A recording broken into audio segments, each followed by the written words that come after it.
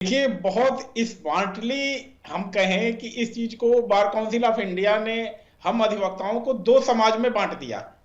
एक कहा कि जो पैरा लीगल सर्विसेज है और दूसरा कहा गया pure litigation. Bar council of India को पता है अधिवक्ता समाज जो 99% है वो कोर्ट कचहरी जाने वाला है, रोज न्यायालय जाता है। दूसरा है जो 1% वकील हैं जो आपके जंगपुरा में रहते हैं, बंगाली मार्केट में रहते हैं, डिफेंस कॉलोनी में रहते हैं, लाजपत नगर में रहते हैं या फिर मुंबई में बैठे होते हैं। एक बड़े बड़े जो लॉ फर्म एंड लॉयर्स हैं इनको जो है एक अलग नाम दे दिया गया कि आप लॉ फर्म्स हैं।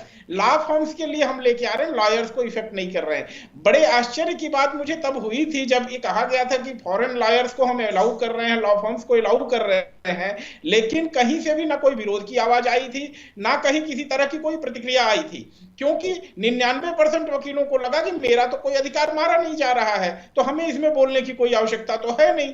लेकिन मैं सुरेश जी आपको साधुवाद दूंगा कि आपने इस विषय की गंभीरता को समझा। देखिए, जब हम वकीलों की बात करते हैं तो हमारे साथ साथ न्यायाधीशों की भी बात होती है, न्यायालय की भी बात होती है। और जब हम न्यायाधीश और न्यायालय की बात करते हैं तो हमें ये पता है कि न्यायालय के पास बहुत सारी विवेकाधीन शक्तियां होती हैं जो कि न्यायाधीश को अपने विवेक से निर्णय लेना होता है।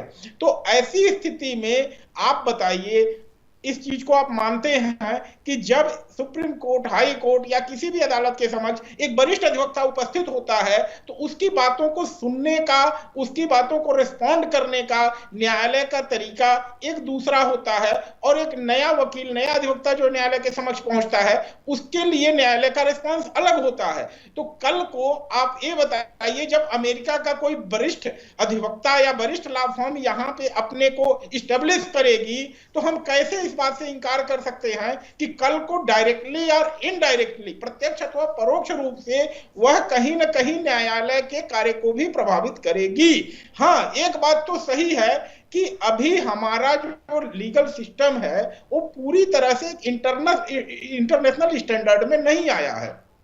अगर हम दिल्ली की अदालतों को छोड़ दें या हरियाणा या कुछ छोटे राज्यों की अदालतों को छोड़ दें तो अदालतों में अभी ऐसा है कि ना ही फाइलें प्रॉपर तरीके हैं, ना कंप्यूटराइजेशन पूरी तरह से हुआ है। तो ऐसी स्थिति में हमें बहुत ज्यादा डरने की आवश्यकता तो अभी नहीं है फॉरेन लॉ फर्म्स के आने से, लेकिन इस बात को एक खतरे की घंटी के तौर पे हमें देखना चाहिए कि कहीं हमारे न्यायिक स्वतंत्रता पर एक दखल तो नहीं होगा प्रत्यक्ष अथवा परोक्ष रूप से, जब हम विदेशियों को यहाँ पर बैठने के लिए जगह देंगे। जब आप बैठने के लिए जगह देंगे तो कल वो फिर कहेंगे कि भाई इनको देखिए, थोड़ा सा पीछे जाइए आप। आज हम 2023 में बात कर रहे हैं।